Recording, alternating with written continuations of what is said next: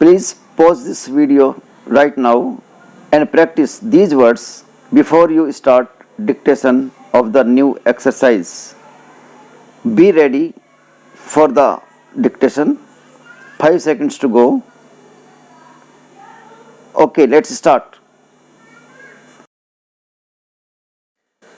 Though this is the first occasion on which I have in person attended a session of UNESCO, I may claim that in spirit I have always been with you and followed your deliberations and activities with the keenest interest and sympathy.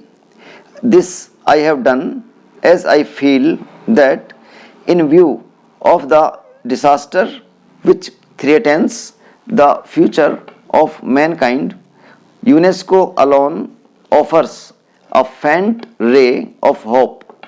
Mankind has, in the course of the last century, made phenomenal advances in knowledge and material prosperity, but this progress has not been reflected in man's moral and political achievement. Increased knowledge has therefore led not only to a greater provision for comforts and victory over want and disease, but also, alas, to an increase in man's power for destruction and death. This power is so great today that unless all men have a sense of community, it may well lead to common ruin for all. It is only through a re-education of men that we can create that sense of psychological unity and common citizenship which the technological unity achieved by the advance of modern science requires of man. This is the reason why in 1949, when the Indian National Commission for Cooperation with UNESCO was founded, I placed such great emphasis on the importance of UNESCO's work.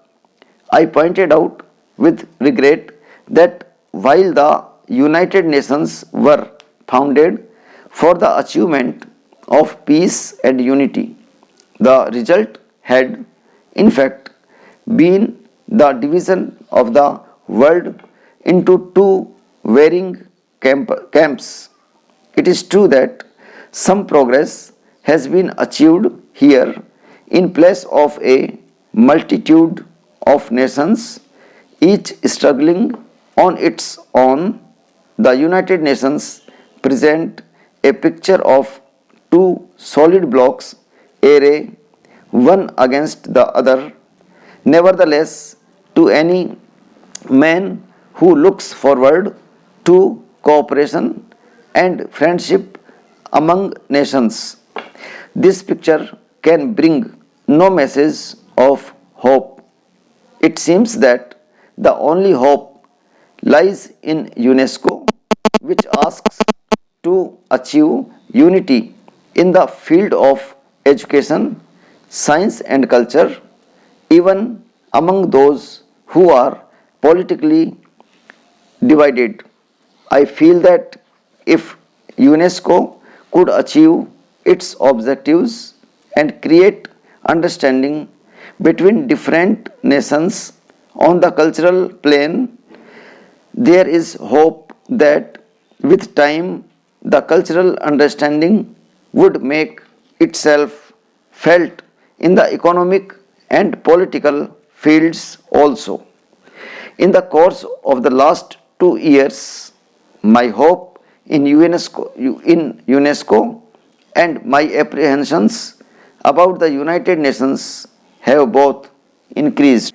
Para, it is true that UNESCO is barely half a dozen years old, but these few years have been of immense significance for the future of man. This period has revealed fissures in our political and intellectual attitudes, which, unless they are checked on time, may well involve the whole of humanity in one common run.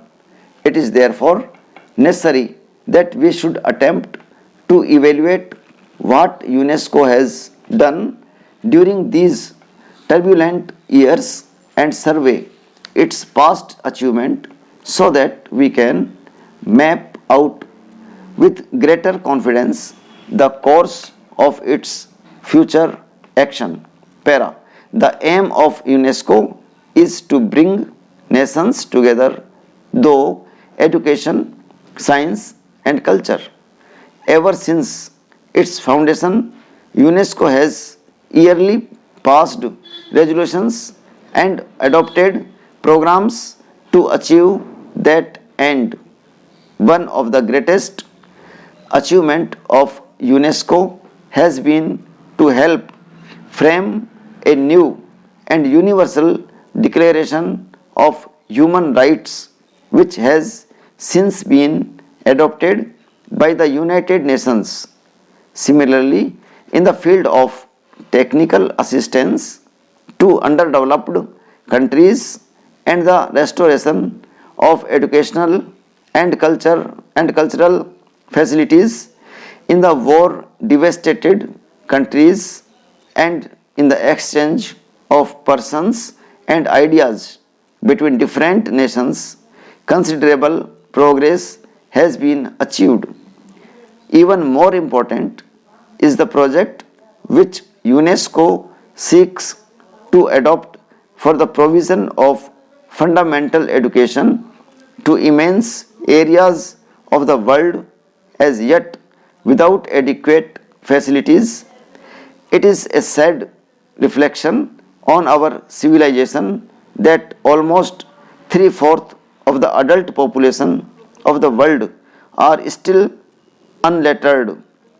Literacy and ignorance directly contradict all our professions for the rights of man and constitute a threat to universal democracy, peace, and progress. I should like to congratulate UNESCO upon its realization that it is only by improving the human material through education in the less fortunate areas of the world that prospects of world peace can be secured. While no one can for a moment question the program of UNESCO in these fields, I feel sure that you, Mr. President, and you, Mr. Director General, will agree with me that UNESCO cannot succeed in its objectives so long as the fear of war and destruction cripple the creative energies of man. Unless this threat can be averted, all our efforts to advance education, science, and culture seem a mockery. If the world is to be saved from disaster, we must, as intelligent men and women, decide what steps UNESCO can take to avoid the threat of war. It will not do to say that the questions of war and peace are primarily political and do not concern UNESCO, which is a body devoted to the advancement of education, science, and culture. That cannot be so always as such. Thank you.